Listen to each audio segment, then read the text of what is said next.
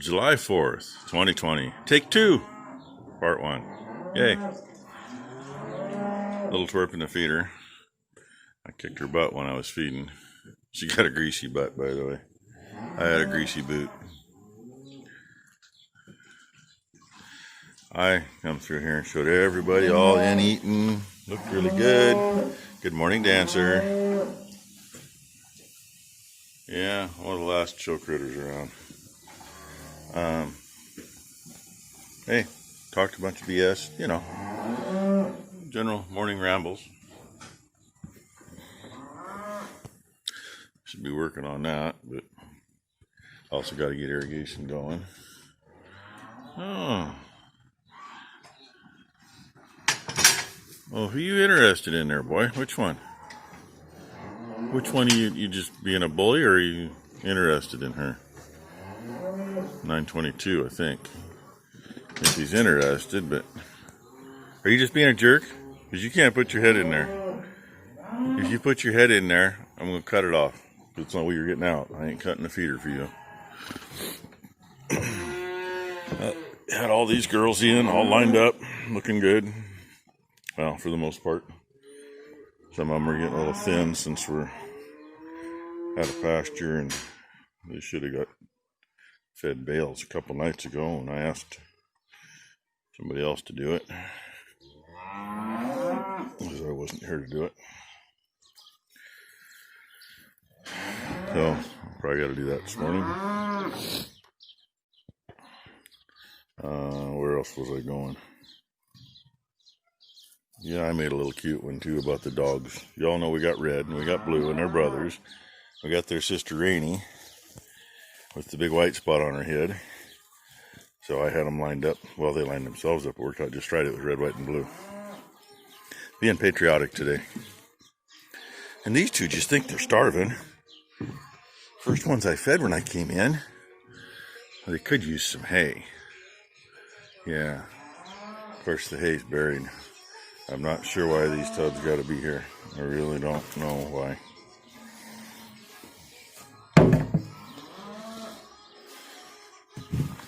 But that's okay. Because now they have some hay to fight over. See, I'm only like a half an hour after the first attempt. So now it's 7:30. And our wonderful weather today. No idea when it's supposed to clear up or if it will. But at least it's nice. You can see the flag hanging. It's not going anywhere. It's hanging. So there's no air moving. So it's more humid. Yay. I took my coat off at the end of the first attempt at this video. That's one reason I scrapped it. Just a little bit I'd done out here feeding. The humidity was enough that I couldn't get my coat off.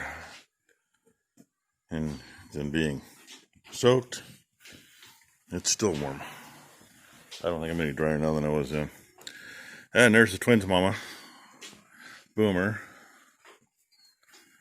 And I didn't see the twins this morning. They're here. I know they are. Calves don't always come in when the cows do, so they're getting big enough I don't worry about them. The little ones came up with their mothers. That's what counts. So, I'll probably say it again later, but I'm going to say it now anyway. Everybody, please have a safe and happy 4th of July. Enjoy your family and friends. Oh God, even though you're not supposed to go near anybody most places.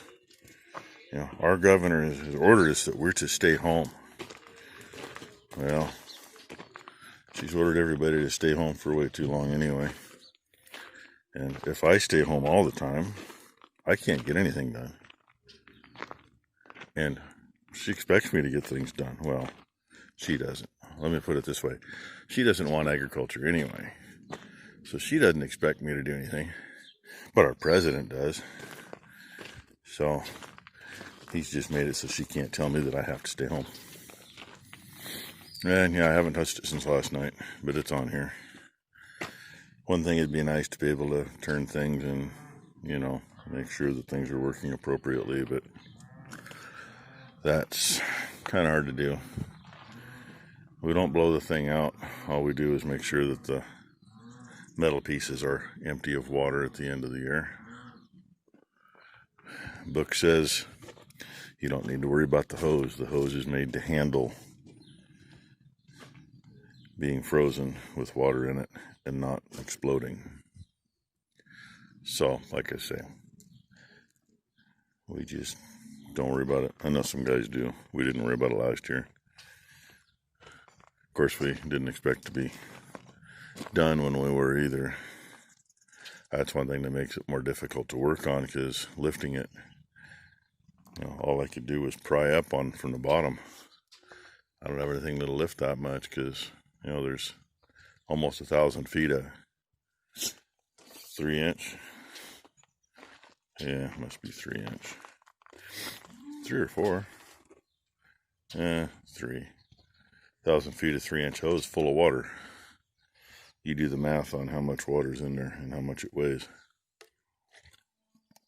Okay, got that 6 minutes worth. That's enough. I'll get you some more. I don't know if you can see them. I got light on my side. They're up there going, "Hey, what are you doing?" And when you just don't have another tractor sitting here, that's what you got holes in the forks on the skid steer for, right? First time we've had this pumped in down here, I'm thinking our panels are not going to be enough area. And yeah, most of them people, they think that the cows do the erosion on the bank. No, they don't. That funky spot through there and all that there, all the way down to our bridge, that's all from the nutria and the muskrat digging back 8 or 10 feet into the bank, and then eventually it collapsing. Sometimes it collapses and looks like that. Sometimes it collapses and looks like that because the water washes it all away. Same thing with this side. This used to be actually perfectly straight. Let's see, I'll put you at the center of the creek over here. Yeah, used to be a straight line right underneath that tree. That's, ground's always moving, current's always taken away. This in here, yeah, the cows have been in here, but that's not what scoured the bank out. If the creek gets up to where it's a couple feet deep where I'm walking, it doesn't scour the bank out. The bank will look just the same as it did the year before.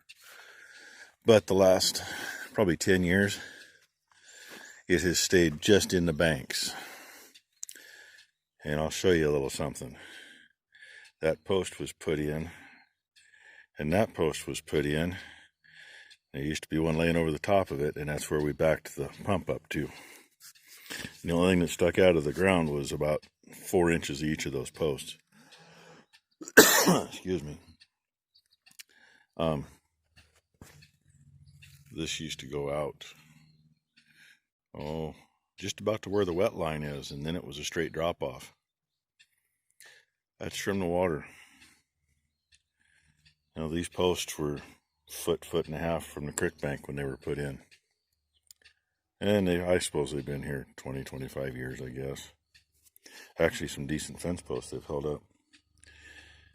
That used to be way away from the water, because years ago, the pump, before these posts were put in, that was for an underground line that went up to water Mom's garden and to water the horse pasture. Interrupted, phone rang. Anyway, the pump actually used to sit out beyond that. So, that's what water can do for you. And, I've talked about the wonderful government program next door. See that stuff in the creek? Yeah, we have it now. That was never here before. And it seems where one of the nurseries was that they got their native plants from that brought all the frickin' weeds in, was in a low area that had that stuff growing. Not much you can do about it. Just hope it don't get sucked up into the pump. There's absolutely, I've been a while since I've walked the creek, the whole creek, but I've been upstream from the neighbor's mess. And there is none of that stuff in any creek anywhere upstream from here. It's all downstream from Nermass. And it starts there. So, you know, reason of deduction, they brought it in. I know. I got a gripe about that stuff. It pisses me off. We take care of stuff and they let it go to hell. So, oh yeah, another thing that happens over there, that was all a big slide, more than once. It's finally stabilized for the most part now. But, you know, that comes in, washes downstream. We get blamed for it. And, God, I wonder if we can see it. The first crawdad I've seen this year. I've seen a couple pinchers, a couple places where they used to fight. That's the first live one I've seen. Used to be, when I was a kid, right over where that swamp grass is, used to be an old log laying on the edge of the creek, and the way the bank came out, it made a little triangle shape, about 10 feet long and 3 feet wide at the widest spot. And the crawdads actually used that as a nursery. You go by there any time of day, there'd be like 5 adults on the edge of the log all the way around it. And you'd look in there and see these little itty bitty white translucent things. It was the babies. And if somebody decided they wanted to fight, they'd pick a fight over there, and we'd walk down here where this used to be a nice straight stretch, and there was a strip in there where that's where they fight. They'd pick a fight, and then it's like somebody says, nope, you're not fighting here. So they would come over here. You just walk over here and wait a minute or two, and I mean, they swim pretty fast when they want to fight. And just sit there on the bank and watch them. Sometimes they'd fight to the death. Sometimes they'd fight till somebody lost a claw. Sometimes they just slap each other a little bit and decide it wasn't worth it. So anyway, I don't know if you can see it or not. Get a closer look at that junk. That government gal, she was nice enough to tell me what it is. It's one of their invasive species. You're not supposed to have it, but there's nothing you can do about it other than try to tear it out. But you're not supposed to tear into the creek, so you know.